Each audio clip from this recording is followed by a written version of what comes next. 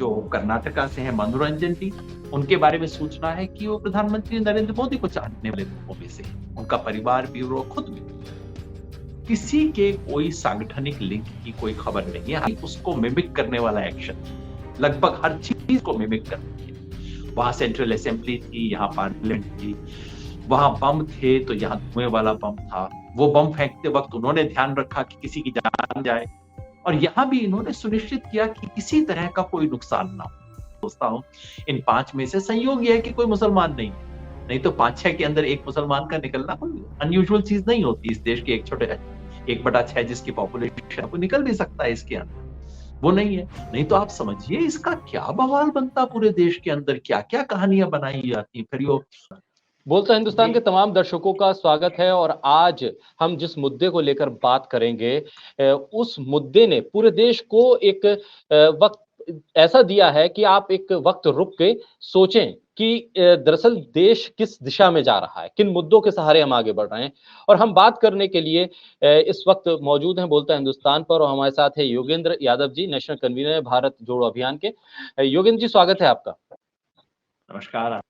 योगेंद्र जी, तस्वीरें आपने भी देखी, दुनिया ने देखी, वो वीडियो सबने देखा कि किस तरह से नई पार्लियामेंट में धुआं उठ रहा है।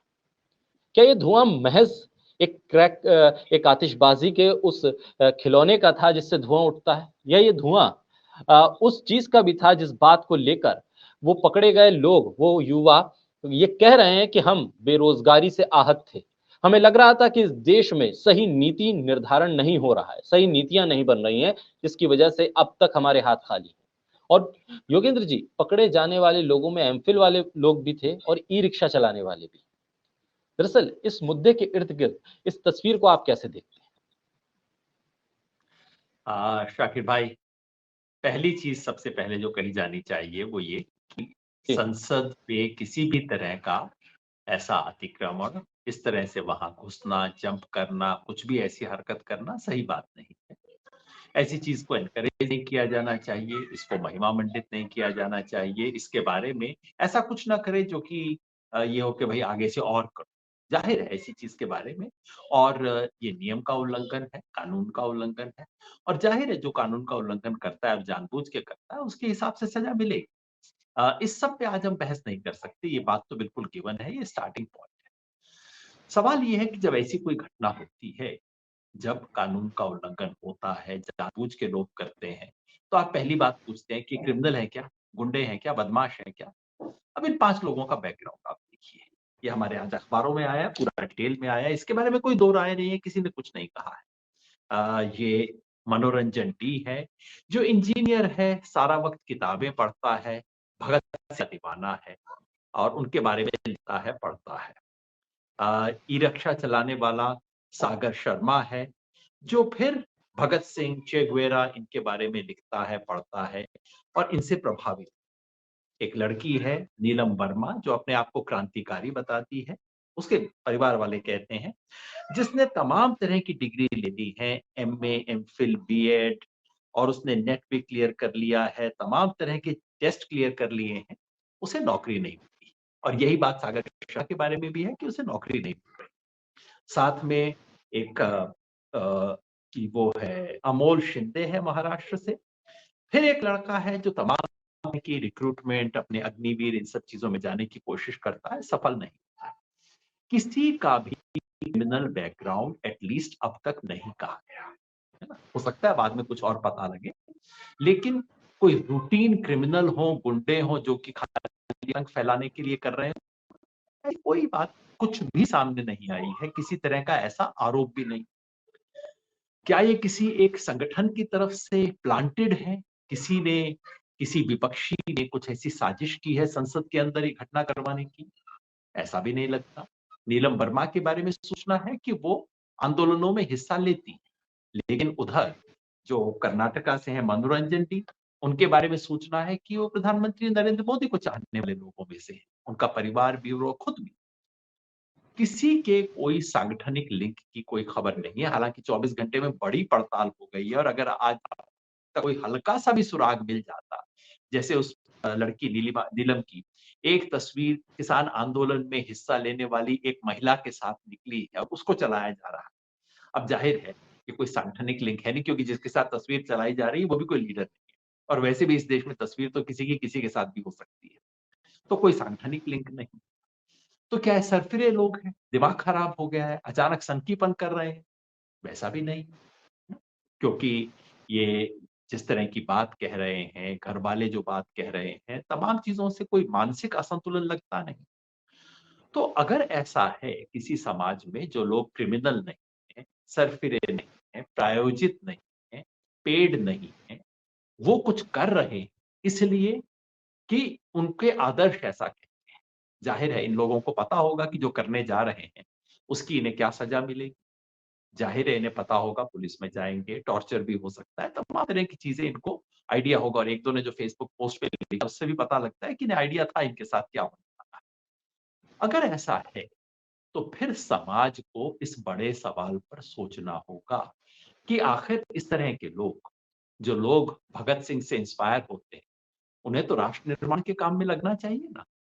आज वो लोग वो काम करने पे मजबूर क्यों हैं, जो कि भगत सिंह ने गुलाम हिंदुस्तान में किया था, अंग्रेजों के खिलाफ किया था। पूरे इंसिडेंट को देखिए, बिल्कुल जो 1929 में भगत सिंह और बटुकेश्वर दत्त ने किया था, बिल्कुल एग्ज़ैक्टली उसको मिमिक करने वाला एक्शन, लगभग हर चीज़ को मिमिक करती है। वहाँ सेंट्रल असेंबली थी, यहाँ पार्लियामेंट थी, वहाँ बम थे तो यहाँ धुएँ वाला बम था। वो बम फेंकते वक़्त उन्होंने ध्यान रखा कि किसी की जान जाए, और यहाँ भी इन्होंने सुनिश्चित किया कि किसी तरह का कोई नुकसान ना हो। हो सकता नुकसान कर भी सकते थे, कोई नुकसान की कोई नियत नहीं। केवल और केवल मैसेज भेजना काम था। अगर वैसा है, तो उस मैसेज को सुनना होगा। ज़रूरी नहीं कि हम इन बच्चों की बात से सहमत हों। इनकी बात अगर कोई गलत है, गलत बात का प्रतिकार करना ज़रूरी है, गलत तरीके से कही गई है उससे अलग करना ज़रूरी है, उसके बारे में चेतावनी देना ज़रूरी है। लेकिन जो सवाल है, अरे भाई उस सवाल का तो उठाएँगे। दुर्भाग्य ये है कि सारा सत्ता पक्ष और विपक्ष सिर्फ लॉ एंड ऑर्डर पे फोकस्ड है, कि जैसे कोई क्रिमिनल कैसे घुसा है। बिल्कुल देखिए, लॉ एंड ऑर्डर का पक्ष इसका है कि कोई संसद के अंदर जूते में कोई कैनिस्टर बम लेके कैसे आ गया, उसमें सिर्फ धुआं था, जहर भी हो सकता था। ठीक है, ये लॉ एंड ऑर्डर का पॉइंट है, किसी सुरक्षा एजेंसी का काम है, जांच होनी चाहिए, व्यवस्था सुधारी जानी चाहिए, और मेरे को उम्मीद लगती है कि सुधार ली जाए। बस उसमें ध्यान इतना ही करना चाहिए कि इतनी ना सुधारी जाए कि इससे पब्लिक का वहां जाना बंद हो जाए और सही लोगों को वहां जाने की उम्मीद ना बने।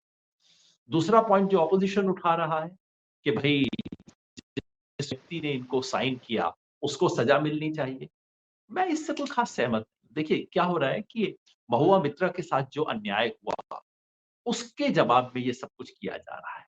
सच बात ये है कि महुआ मित्रा ने ऐसा कुछ नहीं किया जिसकी वजह से उनकी लोकसभा की सदस्यता छीन ली जाए। और ये जो एमपी बीजेपी के हैं जिन्होंने साइन किया इनको एंट्री दिलवाने के लिए, उसने भी मेरे ख्याल में ऐसा कुछ नहीं किया कि उसकी सदस्यता छीन ली जाए।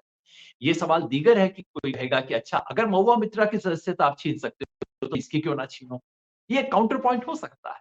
लेकिन ये सबसे बड़ा सवाल नहीं। सबसे बड़ा सवाल वही है जो इन्होंने पूछा है, बेरोजगारी का, युवाओं के सपने का, देश के भविष्य का, मणिपुर का, जो महिला महिला पहलवानों के साथ हुआ उसका, और देश में लोकतंत्र और तानाशाही का। इन सवालों से पीठ नहीं मोड़नी चाहिए, इससे मुंह नहीं चुराना चाहिए, मेरा सिर्फ इतना कहना है। योगेंद्र जी, जिस तरह से पूरा मामला पासवर्ड वर्सेस पास इसे बनाने की जब कोशिश हो रही है, लेकिन आपको लग रहा है कि जो सवाल खड़ा किया गया इन 4-5 लोगों के ज़रिए, वो देश में एक एक एक व्यापक रूप ले पाएगा? क्योंकि हम देख रहे हैं, ये पार्टियाँ वही हैं। एक पार्टी है जो सिर्फ़ धर्म के नाम पर प्रोपेगेट करके, उसको एलोब्रेट करके, उसके साथ कुछ और कंटेंट जोड़ के वोट लेती है। एक दूसरी पार्टी है जो समानांतर व्यवस्था में ये बताना चाहती है कि अगर आप हार्ड धार्मिक हैं तो हम सॉफ्ट धार्मिक हैं। इन तमाम पार्टियों के बीच में बेरोजगारी और उस मुद्दे को उठाना, क्योंकि जनता भी इसी हार्ड धार्मिक और सॉफ्ट धार्मिक के बीच में ही वोट दे रही है, लगातार दे रही है। और चुनाव जीतने वाली पार्टी ये कह रही है कि देखिए हमारा हार्ड धार्मिक होना ये कार्ड तो चलता है, हम जीत रहे हैं लिहाजा हमारे मुद्दे सही है। हमें जरूरत नहीं है कि अगर हम वादा 2 करोड़ रोजगार का करें तो उस पर अमल भी करें, क्योंकि बिना अमल किए हमें तो वोट मिल रहा है। तो फिर ये 5-4 लोगों की आवाज क्या व्यापक रूप ले पाएगी? ले पाएगी या नहीं, बन पाएगा या नहीं, इसकी भविष्यवाणी तो नहीं कर सकता।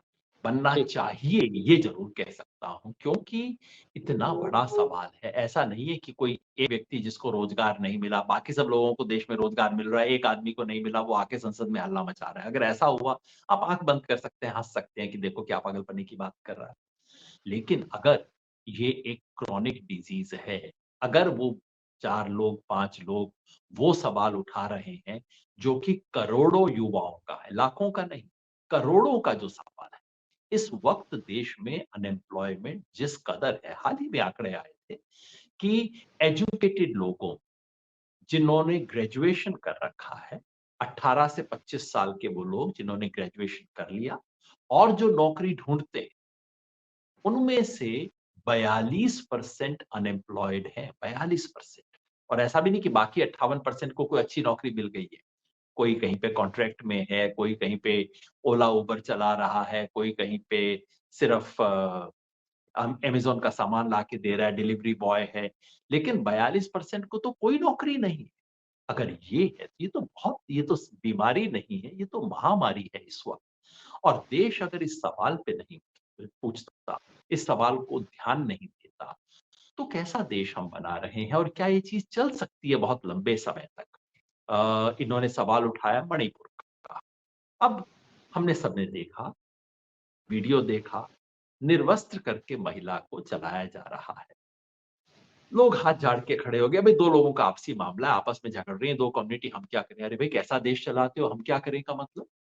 आपका ज़िम्मेवारी नहीं है? कैसा हो रहा है इस देश के अंदर? वो महिला का सम्मान, नारी सम्मान और ये पहनना, वो पहनना। अरे आप इतना न्यूनतम काम नहीं कर सकते, इसका सवाल वो उठा रहे हैं।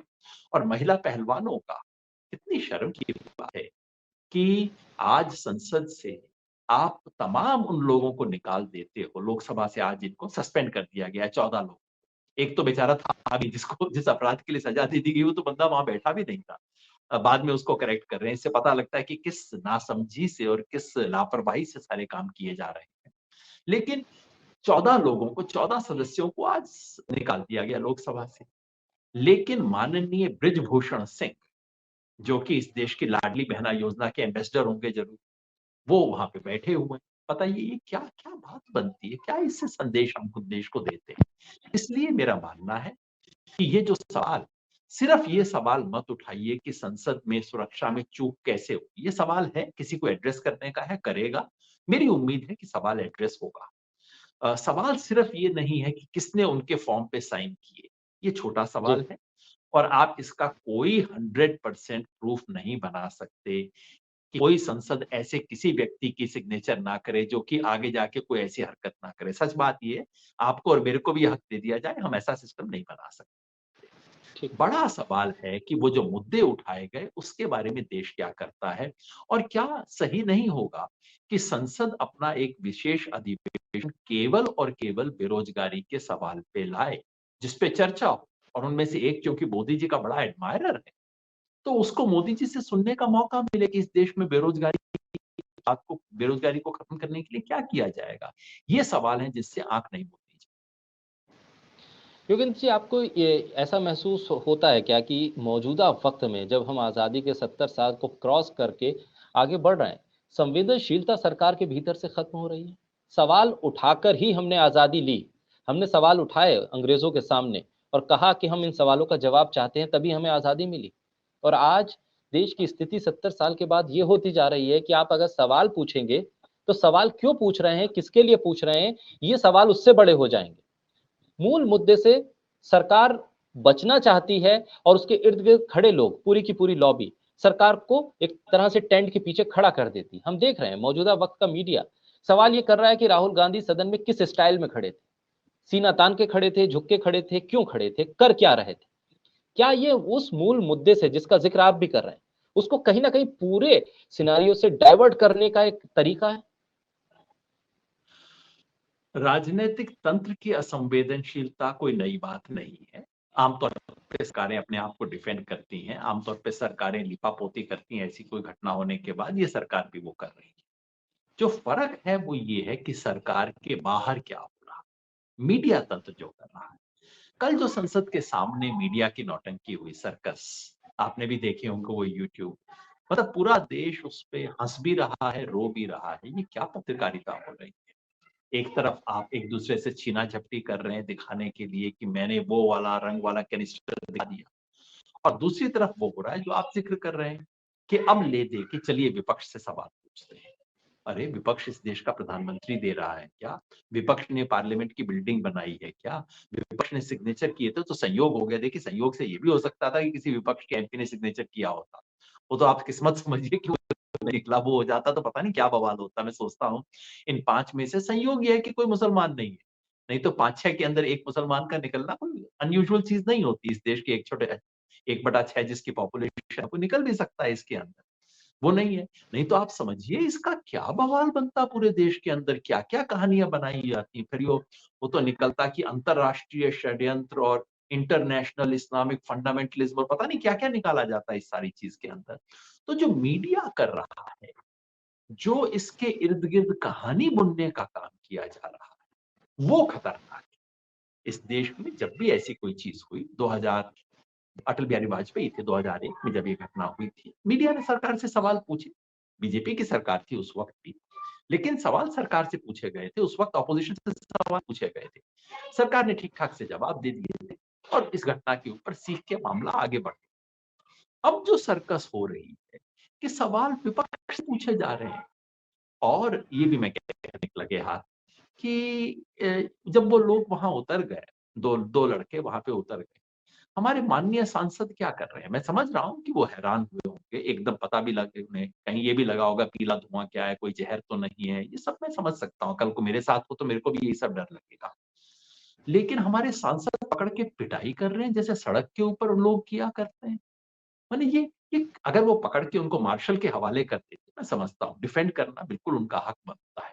मार्शल को पकड़ा देना उनकी ड्यूटी बनती है। लेकिन वहाँ जैसे सड़क पे 4 लोग एक्सीडेंट होने की बात करते हैं, उस तरह से हमारे माननीय सांसद वहाँ घूंसे मार रहे हैं, पीट रहे हैं, ये इस देश की शोभा बनाता है क्या? तो जो सरकार कर रही है, वो मुझे समझ आता है, वो वैसा है जैसे आमतौर पे सरकारें किया करती हैं। लेकिन उसके इर्द-गिर्द जो कर रहे हैं, जो हमारे एमपी कर रहे हैं, अलग-अलग पार्टियों के, सिर्फ एक पार्टी के नहीं, ठीक। एमपी कर रहे हैं, जो आज लोग तमाशा हो रहा है पार्लियामेंट के अंदर, जो एमपीज़ को बाहर निकाला जा रहा है, सवाल इस पर एक बयान आना चाहिए, ये माँगने के लिए तृणमूल कांग्रेस के डेरेक ओब्रायन को बाहर निकाल दिया जाता है। ये जो है, ये उसको और भी खतरनाक बना। योगेंद्र जी, सवाल वो पूछ रहे थे, विपक्ष सवाल पूछ रहा है। आपको लग नहीं रहा पिछले 9 साल में किसी भी अहम मुद्दे पर ना कोई बयान आया है? कहीं अब मणिपुर का अगर ज़िक्र कर लें, आज तक कोई शांति की एक अपील नहीं आ पाई है। हम अगर उससे भी आगे बात करें, अगर महँगाई का शोर है तो कोई एक सांत्वना नहीं आ पाई है। देश में अगर महिला पहलवान धरने पे हैं तो किसी ने कंधे पे हाथ रख के ये नहीं कहा है कि मैं यहाँ पर मौजूद हूँ, क्योंकि नारा मेरा था बेटी बचाओ बेटी पढ़ाओ, तो मैं आपका रखवाला हूँ, मैं देखूँगा। ये सांत्वना और फिर कोई घटना हो जाए तो इस्तीफा इस सरकार में होता नहीं है। आप शोर मचाइए, जितना शोर मचाएँगे वो व्यक्ति उतना मजबूती के साथ सरकार में बना रहेगा। क्या ये हठधर्मिता है, या ये समझ के चला जा रहा है कि आप शोर मचाइए, मचाते रहिए, जनमानस तो हमारे साथ है, हम 40-50% वोट की हिस्सेदारी की बात करते हैं, वो हमारे साथ रहेगा। हम मुद्दा एक उछालेंगे, आखिरी वक्त में सरकार तो हम ही बना लेंगे। क्या इस बात का गुरूर है?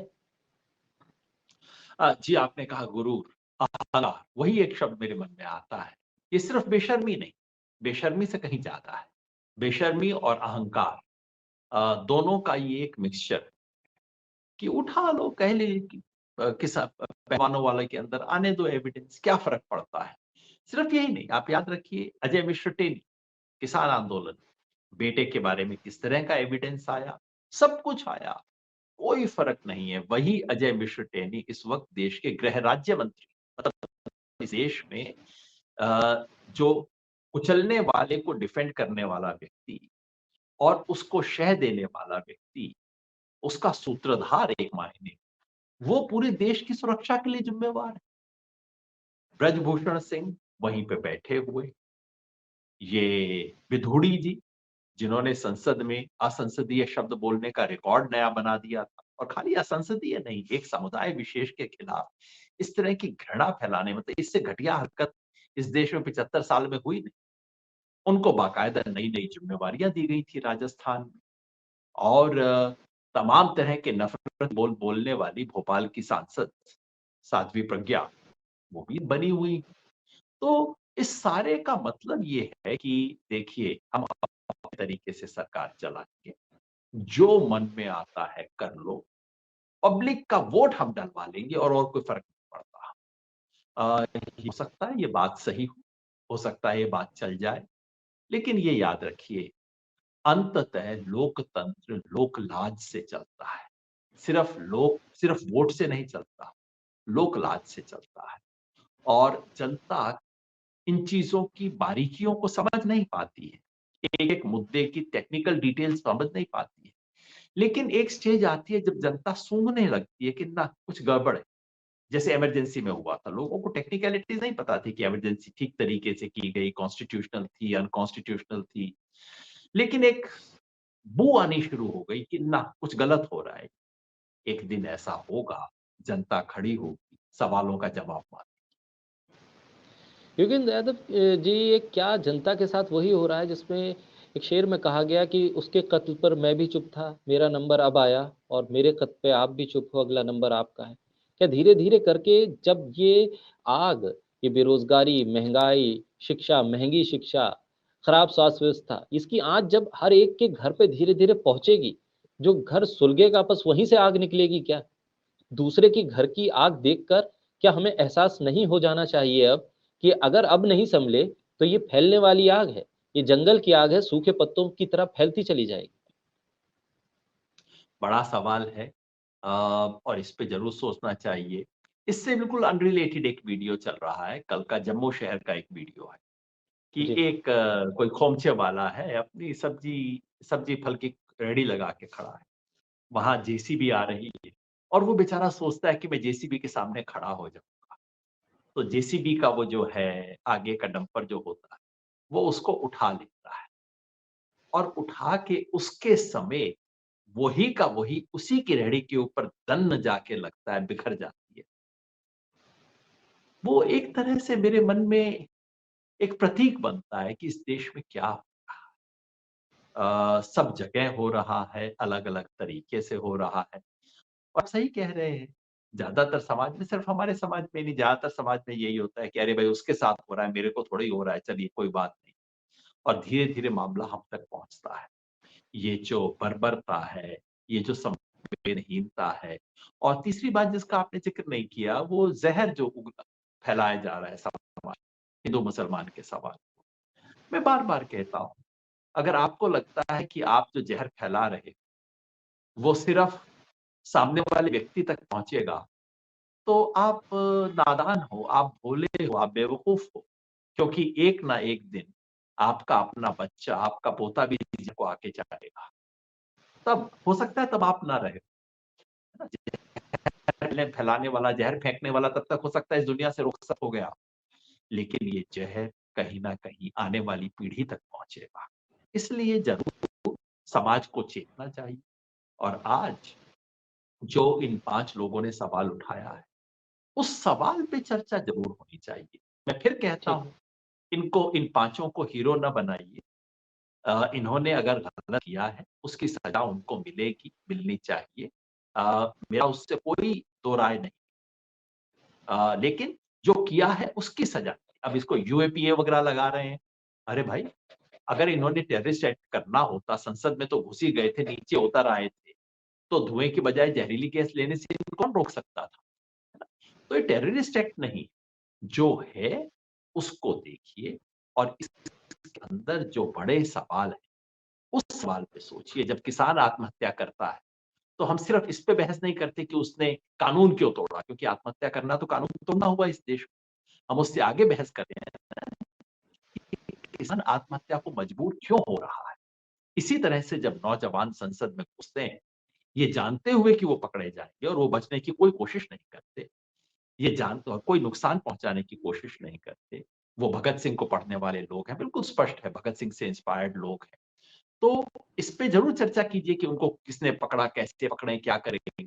लेकिन उसके बाद इस पे भी चर्चा कीजिए कि आज का नौजवान अपनी बात को सरकार तक, देश तक पहुंचाने के लिए इस तरह के गलत तरीके अडॉप्ट करने पर मजबूर क्यों हुआ है? जब तक ये सवाल नहीं पूछेंगे, तब तक देश सच के नजदीक नहीं पहुंचेगा।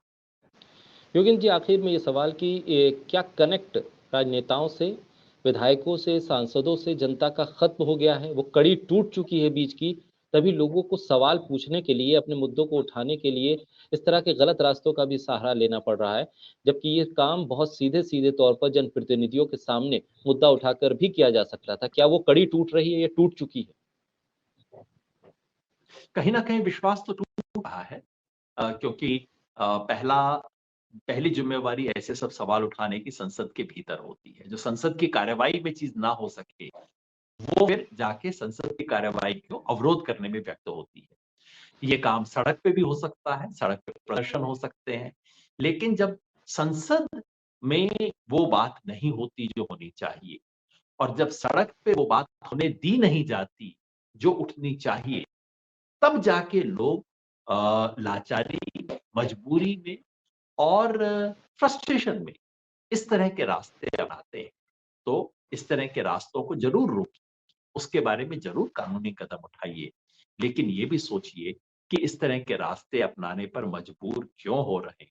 और सांसदों को भी, चाहे किसी भी पार्टी से, जो आज सब कह रहे हैं कि भाई सुरक्षा कीजिए, सिर्फ ऐसा ना लगे कि आप इसके बारे में चिंतित हैं कि अच्छा मेरे मकान में चोर क्यों घुस आया। कुछ ऐसा भी लगना चाहिए कि ये चोर नहीं था, ये मेरा बच्चा कैसे आया, क्यों आया, उसने हरकत क्यों की। और मैं केवल अपनी सेफ्टी के बारे में सिर्फ चिंतित नहीं हूँ, मैं युवाओं के भविष्य की सुरक्षा के बारे में भी चिंतित हूँ। ये तो जाना चाहिए, नहीं तो आस्था टूटेगी, विश्वास टूटेगी, और लोकतंत्र इसी आस्था और विश्वास पे टिका होता है। बहुत शुक्रिया योगेंद्र यादव जी, बहुत कीमती समय हमें देने के लिए, बोलते हिंदुस्तान के दर्शकों को देने के लिए। तो तमाम दर्शक जो इस वीडियो को देख रहे हैं, आगे तक पहुंचाएं, हमारे तमाम सोशल मीडिया प्लेटफॉर्म को लाइक, सब्सक्राइब और शेयर करते रहे, ताकि बहुत महत्वपूर्ण चर्चा जो हम करते रहते हैं अपने तमाम मेहमानों के साथ वो आप तक पहुंच सके। योगेंद्र जी, एक बार बहुत शुक्रिया आपका।